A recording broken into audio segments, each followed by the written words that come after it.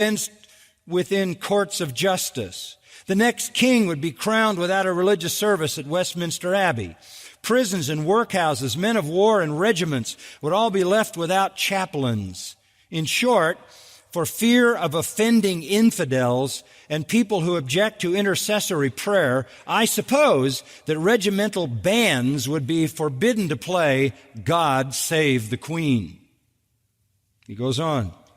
Scripture teaches plainly that God rules everything in this world, that He deals with nations as they deal with Him, that national prosperity and national decline are ordered by Him, and that without His blessing, no nation can prosper.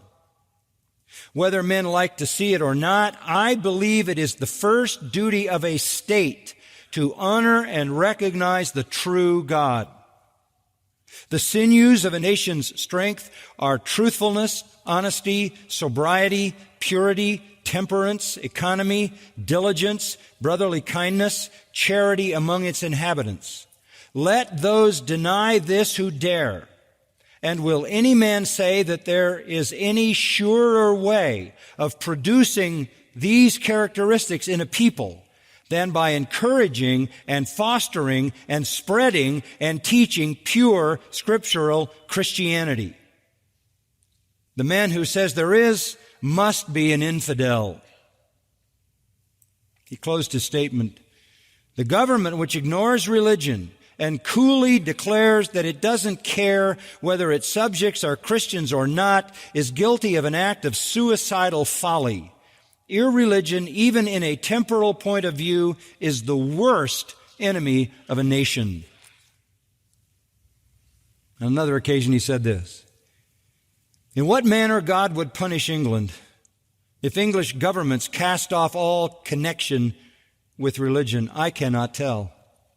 Whether He would punish us by some sudden blow, such as a defeat in war and the occupation of our territory by a foreign power, whether He would waste us away gradually and slowly by placing a worm at the root of our commercial prosperity, whether He would break us to pieces by letting fools rule over us and allowing parliaments to obey them and permitting us, like the Midianites, to destroy one another, whether He would ruin us by sending a dearth of wise statesmen in the upper ranks and giving the reins of power to communists, socialists, and mob leaders.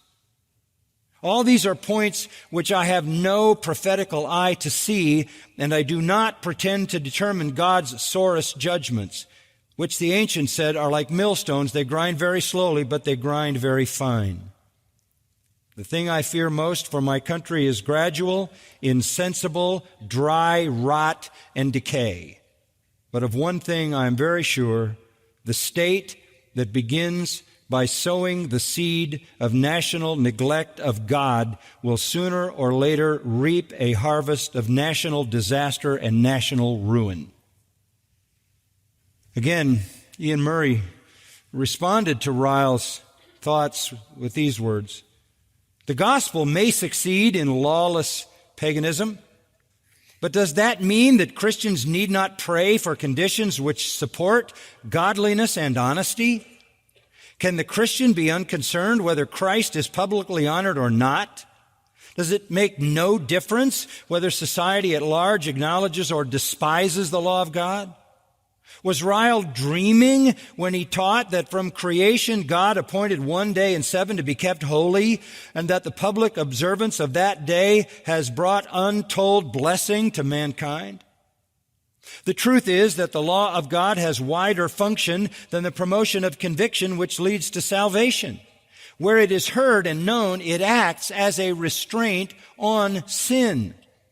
It speaks to the conscience of the unregenerate. Although obedience to the law may be only external, nonetheless, it makes for a far better country than the one where its sanctions are thrown aside.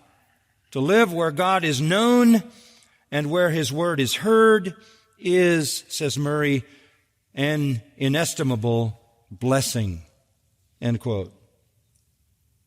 Look, there is no law that is true but God's law. There is no worship that is true but the worship of the true God. There is no morality that is true but the morality revealed in Scripture. And there are no blessings for individuals or nations apart from honoring God and His law. And again, I would like to say it this way: a nation that lives under the power and influence of the law of God will enjoy the richest blessings of common grace.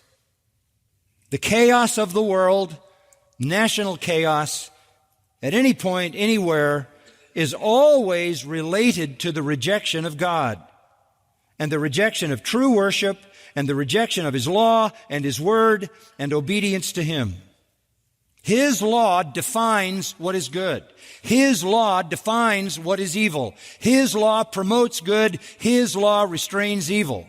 And Romans 13 says that all government officials are ministers of God for the punishment of evildoers and the welfare of those who do what is good.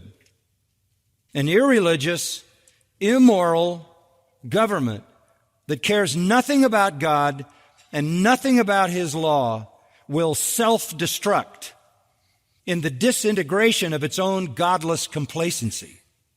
Such a society will be open to all kinds of religion, all kinds of moralities, all manner of freedom, all preferences, in summary, all lies, all deceptions, all corruptions are accepted. That society will lose control of everything. It will lose control of everything.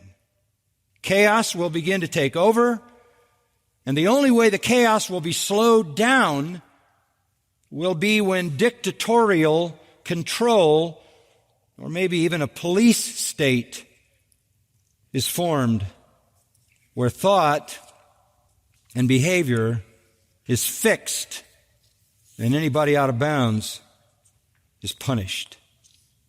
Eventually, the chaos has to be controlled. We're not headed toward socialism. We could well be headed toward dictatorship in our world. Is this hard to grasp? Biblical ethics, biblical patterns of morality were honored, respected, and expected. Marriage, family, virtue, work, relationships, success were all connected to noble ideals that are found in Scripture. That's long gone. Long gone.